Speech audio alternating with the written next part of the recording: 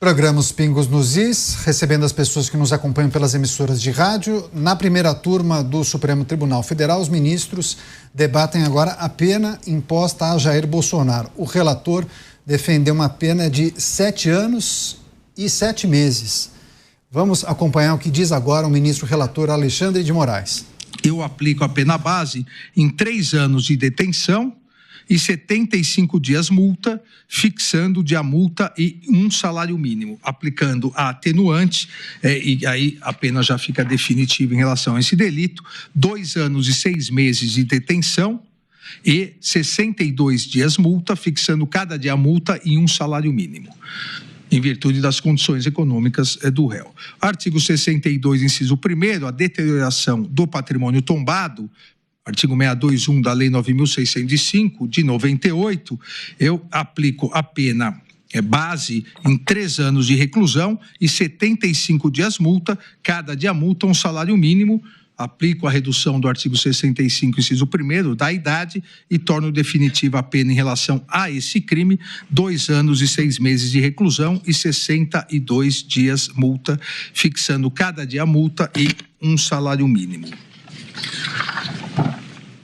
No total, consideradas todas as penas acima fixadas e a existência, como a maioria da turma reconheceu, do concurso material de delitos, concurso material previsto no artigo 69 do Código Penal, que determina a somatória das penas, fixo a pena final para o réu Jair Messias Bolsonaro em 27 anos e 3 meses, sendo 24 anos e 9 meses de reclusão e 2 anos e 6 meses de detenção, além de 124 dias multa, cada dia multa no valor de um salário mínimo.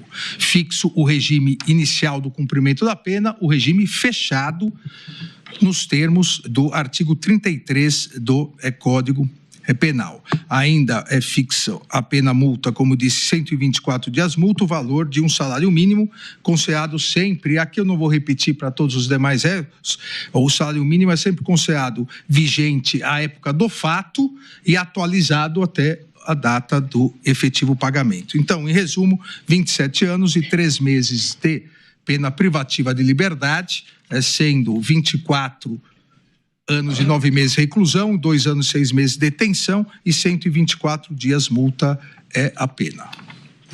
Obrigado, ministro Alexandre de Moraes. Do ministro relator Alexandre de Moraes, defendendo a pena de 27 anos e 3 meses para Jair Bolsonaro. Vamos acompanhar o debate entre os ministros. Todas aquelas que impactam no nosso sistema trifásico. Mas em homenagem à brevidade, apenas informo, embora conste do voto, a motivação, item por item.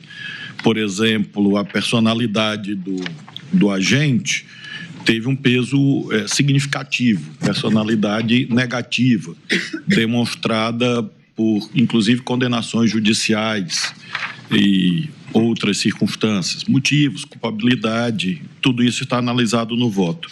Senhor presidente, eu tenho muita deferência, e o eminente presidente Barroso, quem saúdo sabe disso, a noção de colegialidade. Embora seja uma pessoa muito incisiva e contundente nas questões que acredito e me orgulho disso, por outro lado, sempre estou muito aberto à persuasão razoável em relação às posições que são majoritárias no colegiado. Eu tinha chegado a outra pena, eu tinha chegado em 31 anos, mas em razão das ponderações do eminente relator e visando a fortalecer a dimensão do colegiado, eu estou aderindo e vou, obviamente, rever aqui os parâmetros para me adequar à pena proposta pelo eminente relator. Contudo, em relação à pena de multa, eu queria ponderar com Sua Excelência pela alta capacidade econômica do réu e, quem sabe, elevar o patamar do dia multa, porque me parece que ele tem revelado nesse período uma capacidade econômica muito significativa segundo dados públicos. Apenas essa ponderação que faço. 2 salários mínimos. Eu vou aderir a 2 salários mínimos em virtude do próprio réu ter, em interrogatório judicial, confessado que recebeu 40 milhões de reais em PIX. Então, realmente, eu vou aderir... Eu não estava lembrando do valor, senão eu ia propor 3, mas como Vossa Excelência informa agora, mas eu me mantenho nos 2 salários mínimos. Então, presidente, eu incorporo 2 salários mínimos. Então, presidente, eu acompanho o relator. Pois não. O ministro Fux, nesse caso, não irá proferir voto em relação à pena. Eu só queria destacar que, conforme eu pude, no voto, revelar que as atitudes desse réu se voltaram muito no período eleitoral. Eu não abonei qualquer atitude nesse particular, mas entendi exatamente que aquilo ficava adstrito ao âmbito eleitoral. Por outro lado, eu também fiz aquela análise da tipicidade das condutas. Entendi que não havia violência armada, entendi que não houve nenhuma ordem, nenhuma prova de ordem para aquele 8 de janeiro, entendi que a organização criminosa exigiria aquela permanência para a prática de delitos indeterminados e, com relação ao crime de dano, eu também me valido do fato de que não houve uma determinação nesse sentido. E a grande testemunha, aliás, a gente chega a essa conclusão, a grande testemunha foi o colaborador, tanto que nós fixamos a pena base aqui, essa pena final em 2 anos. E aí também me impressionou muito durante todo esse voto, não só a questão centralizada do âmbito eleitoral, aquilo tudo se deu lá no âmbito eleitoral, mas também essa testemunha-chave, né? O Mauro Cid, né? Quando ele assinalou em vários depoimentos que o presidente jamais assinaria qualquer plano, não mobilizou e fez um vídeo para desmobilizar as pessoas. Então, por todas essas questões, e pela tipicidade, pelas provas exaurientes que eu me baseei, eu julguei improcedente a ação. E aí, como eu julguei improcedente, acho que é absolutamente contraditório quem julga improcedente fixar a pena. O plenário tem precedentes, mas fica a critério de Vossa Excelência. Eu vou ter vencido. Isso. Mantendo a coerência, eu vou ter vencido. Vossa Excelência não irá participar, então, da dosimetria. Julgando improcedente, eu não fixo pena. Pois não. Obrigado, ministro Luiz Fux. Como vota a ministra Carmen Lúcia? Presidente, neste caso, a diferença de pena que chegou o relator é de 3 meses e 5 dias. Então, eu vou, tal como o ministro Flávio disse... Para mais ou para menos que a senhora... Para menos. É 27 anos, o de Vossa Excelência é 27. Para mais? Foi para mais ou para menos? Eu perdi. Para menos. Não. Então, Vossa Excelência está ficando numa média, digamos. Mas são assim. 3 meses, 27 anos a que chegou Vossa Excelência. 27 anos e 3 meses. E 3 meses. Eu estou aderindo, presidente. 27 anos e 3 meses e pena multa.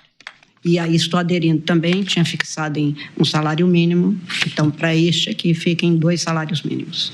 Então, agradeço, ministra Carmen Lúcia. Também eu havia chegado a uma pena bastante próxima àquela proposta pelo eminente relator, de forma que vou fazer apenas o ajuste aqui em relação ao sistema trifásico na fundamentação, mas na pena final também estou acompanhando Vossa Excelência em relação à pena fixada para este corréu. E devolvo a palavra a Vossa Excelência, então, para a próxima a fixação da dosimetria em relação ao próximo réu. Obrigado, presidente. O próximo réu é o réu Walter Souza. A manifestação dos ministros em relação às penas a Jair Bolsonaro. E aí nós trouxemos todos os detalhes da defesa feita por Alexandre de Moraes. Para o primeiro crime, organização criminosa, o ministro defendeu uma pena de 7 anos e 7 meses. Inclusive, nós trouxemos antes essa informação. No segundo crime, abolição violenta do Estado Democrático de Direito, Moraes defendeu uma pena de 6 anos e 6 meses. Para golpe de Estado, 8 anos e 2 meses, dano qualificado, 2 anos e 6 meses, deterioração do patrimônio público, 2 anos e 6 meses, e nesses 2 últimos, com multa adicional. E aí, no total, uma pena de 27 anos e 3 meses a Jair Bolsonaro. E aí houve diferença entre as contas feitas entre os ministros, e aí todos acabaram cedendo e seguindo a sugestão ou a manifestação do ministro relator, 27 anos e 3 meses de prisão para Jair Bolsonaro. Chamar os nossos comentaristas. Roberto Mota está aqui com a gente no estúdio, acompanhando ao vivo as manifestações e as discussões que vêm sendo feitas pelos ministros em relação às penas impostas aos condenados. Mota, Jair Bolsonaro, 27 anos e 3 meses, foi o que definiu a primeira turma. É muito difícil comentar isso. De novo, a gente tem que lembrar do voto do ministro Fux ontem. O ministro Fux citou vários episódios de extrema violência durante manifestações no país. Inclusive, um episódio no centro do Rio de Janeiro que resultou na morte de um cinegrafista, episódios aqui em São Paulo que resultaram em depredação de lojas, de bancos, de fechamento de rodovias, episódio na esplanada do Ministérios em Brasília, em 2016, que resultou em depredação dos prédios públicos. Em nenhum desses casos, lembra o ministro Fux, se cogitou de imputar aos responsáveis por esses atos os crimes previstos na então Lei de Segurança Nacional. O ministro Fux também lembrou uma tentativa de golpe para se enquadrar no artigo 359-M do Código Penal precisa ser qualificada por violência ou grave ameaça. E o ato precisa ser consistente com conduta capaz de eliminar as instituições basilares do Estado Democrático de Direito. O ministro Fux fez uma exposição clara, baseada em jurisprudência e baseada nos alguns dos mais famosos autores jurídicos. É muito difícil entender a discussão que está acontecendo agora diante dessa exposição do ministro Fux, que eu acho que foi muito clara. Chamar o Luiz Felipe Dávila para trazer também suas análises sobre esse momento em que os ministros debatem as penas para os condenados. Você, Dávila, acompanhamos há pouco essa discussão em torno de Jair Bolsonaro. Pena de 27 anos e 3 meses de prisão, Dávila. Caniato, como se trata de um julgamento político não embasado no direito, a pena é tão fictícia quanto a causa defendida. Agora, se voltarmos ao voto do ministro Fux, aí sim nós entendemos o que o direito diz. Primeiro, o ministro Fux disse que o fórum é errado, ou seja, ou deveria ter sido julgado na primeira instância e, em caso de presidente da República, deveria ser julgado no colegiado. Segundo, questiona inclusive o papel de juiz natural, ou seja, a incapacidade, hoje, do relator julgar, já que ele é julgador, investigador e vítima do caso. E depois coisas específicas. Fux disse no seu voto que não há golpe de Estado sem deposição do governo. Ele disse também que ninguém pode ser punido com base nas nossas convicções morais. Disse ainda que ato executório demanda, por exemplo, um decreto de estado de sítio aprovado pelo Congresso e, em seguida, ordem para as Forças Armadas começarem a executar o golpe. Nada disso aconteceu. Ou seja, quando se remove a espuma da narrativa e olha-se exclusivamente para os fatos, a pena não faz nenhum sentido, porque ela não está embasada em nada do que está na lei, na Constituição e no Código Penal. Diego Tavares, trazer também suas análises sobre esse momento. Diego, os ministros definem nessa discussão o tamanho das penas. Luiz Fux, que divergiu em seu voto, ele optou em não participar. Agora, e se ele tivesse manifestado uma pena muito menor, como os ministros chegariam ao meio termo? Olha, Caniato, no caso o Luiz Fux tivesse votado pela condenação, mas fixasse uma pena muito baixa, ocorreria exatamente o que está acontecendo agora, uma discussão na qual os ministros buscariam uma pena média ou, a depender dos crimes que Fux excluísse para chegar numa pena um pouco menor, de certa forma ele também ficaria na mesma posição que se encontra agora, sem a possibilidade de participação, né? Agora, de fato, chama muita atenção o volume de pena e principalmente essa dinâmica na qual o ministro Alexandre de Moraes, que já fixou uma pena muito dura, acaba revendo o próprio posicionamento após uma manifestação do ministro Flávio Dino em relação ao valor do dia multa que seria fixado. Ele fixou, no caso aqui, 124 dias multa, tendo determinado que cada dia multa corresponderia a um salário mínimo, e após a análise do ministro Flávio Dino acabou mudando para 2, em razão da admissão por parte do próprio Jair Bolsonaro de que ele teria recebido uma quantidade significativa de dinheiro no passado